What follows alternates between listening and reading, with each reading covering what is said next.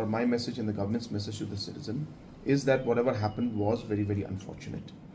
And there are people who try to create fear in the system and in the society. And we will not leave those people. We're going to take very, very strong action against those people who have tried to create that fear.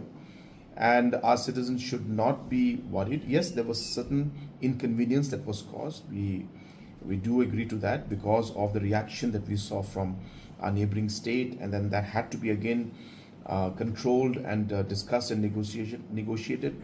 But now that we have got all of that behind us, I think we should move in a positive manner.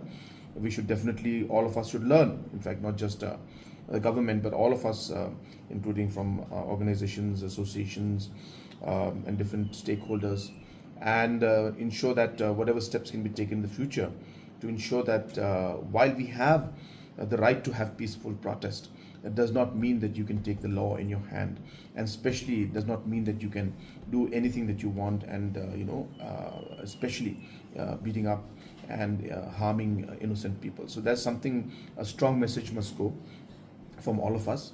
And it's very important, and I've been sharing with everybody, that society must also at one point in time must come out regarding this. As I said, we have been one of the most open governments. When it comes to any issue, we have been very open to discuss with the issues. When it comes to any kind of talks and discussions that are there, we've always been open to talks and discussions.